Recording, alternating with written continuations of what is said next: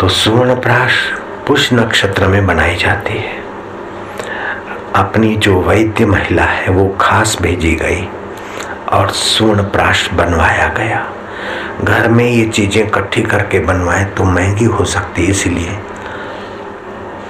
कुछ बनवा दी साईं लीलाशाह आरोग्य धाम में। बूढ़े हैं, कमजोर हैं, तो वो 1-2 गोली घी और शहद के विमिश्रण, या तो शहद का वजन ज्यादा या तो घी का वजन ज्यादा, विमिश्रण से ही लेनी है गोलियां। तो गर्भिणी लेगी तभी भी, कमजोर बूढ़े हाथ कांप रहे वे लेंगे तभी भी भूख अच्छी लगेगी और कांतिमान शरीर और नाड़ियां बलवान रहेगी। और बालक जन्म से लेकर 3 महीने तक है तो उसको केवल इस विमिश्रण में जरा सा एक हल्की लकीर घिस दी। बच्चों के लिए अलग बनी है वो सलाह का। 3 महीने के बाद बच्चों को भी वो छोटी एक आधी गोली फिर 1 गोली दें और 3 साल तक वो बच्चे को गोली देते रहे, हद कर देगा वो बच्चा। पुष्य नक्षत्र में बनाओगे फिर उसमें क्या क्या चीजें बनती है वो ऋषि प्रसाद में छपी होगी, नहीं तो कभी छपवा देंगे। आप घर में भी बना सकते, प्योर सोना हो थोड़ा सा।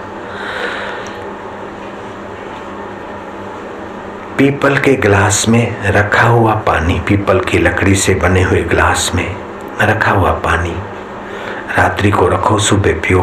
मासिक स्राव अधिक आता है तो नियंत्रित हो जाएगा। नकोड़ी फूटते या शरीर में गर्मी है या आंखों में लाली है, आंखों में लाली आई या पीलिया हो जाता है तो आपको पित्ताशय की तकलीफ है, आप इसमें पीजिए, उसमें आराम होने लगेगा। भक्तों के सत्संगियों के आभा मंडल में जाने से आपके ऊपर जो ऐहिक वातावरण का दबाव है वो हट जाता है। पुराने हलकट संस्कार हैं वे भी किनारे हो जाते हैं और फिर उसमें भगवान का नाम जोड़ते हैं तो आपकी भगवत शक्तियां काम करती और आपकी नस नाड़ियां मनमति में एक शांति, ओज, तेज और आत्मविश्वास की ओर जागृत हो जाती। इसीलिए मैंने हरिओम का गुंजन करवा दिया।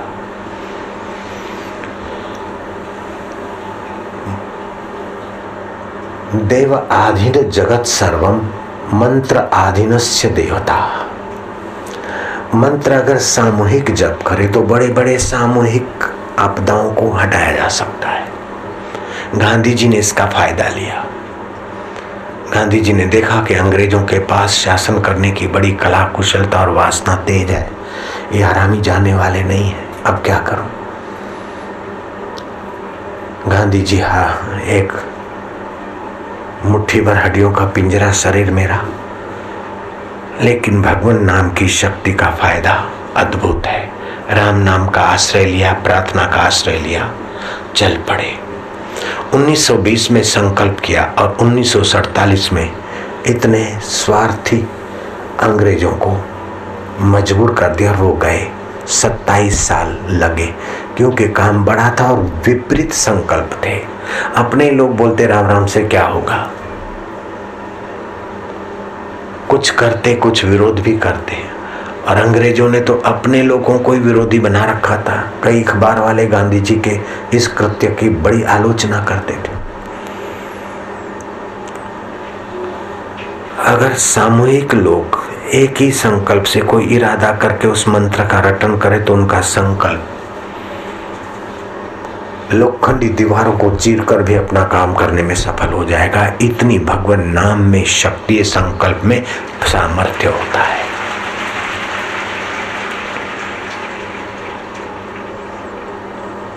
किसी को तंबाकू की, पान मसाले की आदत हो, 100 ग्राम मेथी रात को भिगा दे, सुबह भीगे हुए दाने पानी से अलग करके 2 नींबू उसमें निचो दे, थोड़ा सुखा के, और फिर पूरा सुखा दे। जब जरूरत पड़े थोड़ा सा वो फाक ले।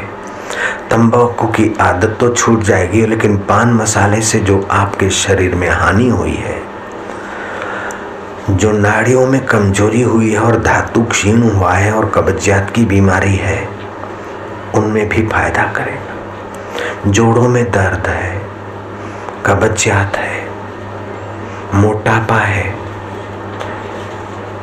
सुबह और शाम मेथी 10 ग्राम 15-12 ग्राम भिगा दो।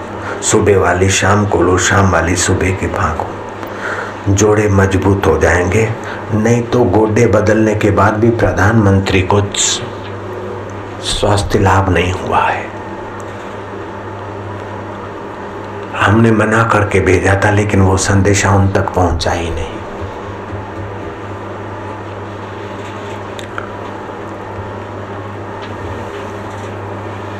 अगर मोटापा है तभी भी मेथी सुबह शाम लेने से मोटापा नियंत्रित हो जाएगा। कल बताया था कि फिटकरी के पीस घर में रखने से ऋण आयन की वृद्धि होती है, घन ऊर्जा की वृद्धि होती है, घर के क्लेश, वास्तु दोष, पितृदोष और बुरी नजर के प्रभाव से रक्षा होती है। बूढ़े बुजुर्गों के पास बहुत अच्छी समझ थी।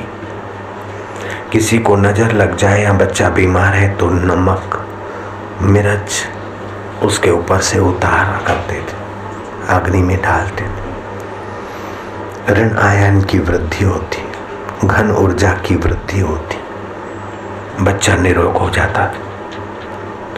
घर में बरकत लानी हो तो खड़ा नमक, खड़ा धनिया, खड़ी हल्दी की 5 गांठें और कमल के गट्टे 11, मलमल के कपड़े में इनकी पोटलियां बांध दो 50-50 ग्राम की, घर में रखो। सात्विक ऊर्जा के कारण आपके घर में बरकत होने लगेगी। फटकड़ी का टुकड़ा रखो, हितकारी रहेगा। कमरे में रखते हो, एक कमरे में एक टुकड़ा ठीक। अगर ऑफिस और कार्यालय में रखते हो तो आपसे मिलने जो आएंगे वे खुश होकर जाएंगे। सेल्समैनी में भी मदद मिल सकती। ये स्थूल दुनिया को सूक्ष्म दुनिया चला रही है।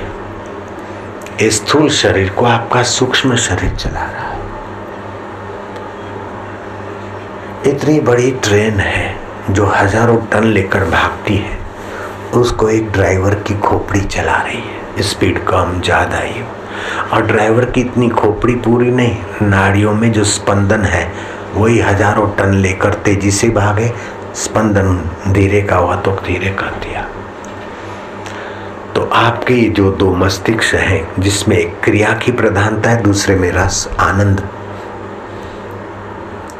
प्रेम की प्रधानता है, दोनों विपरीत दूरी रही तो आपका विकास नपा तुला रहेगा।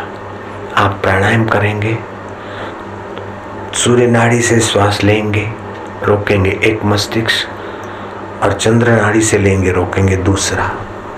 फिर गुरु दीक्षा देते समय नाथ संप्रदाय के संत बड़ी सिद्धियों के धनी होते थे। वे टंक विद्या का आश्रय लेते थे। तो दीक्षा देते समय टंक विद्या का थोड़ा सा प्रयोग सिखा दूंगा, ताकि क्रिया में और भाव में, विचार में और आनंद में जो दूरी है वो कम हो जाए और आपकी सुषुम्ना नाड़ी चले। बीच की मध्य नाड़ी, बीच की नाड़ी चलेगी दोनों तरफ से। जब श्वास आता जाता है नाक के दोनों नथुनों से, उस समय ध्यान भजन में आनंद आएगा, बरकत आएगी और मंत्र में सफलता और सिद्धि उसी समय में संभावनाएं होती।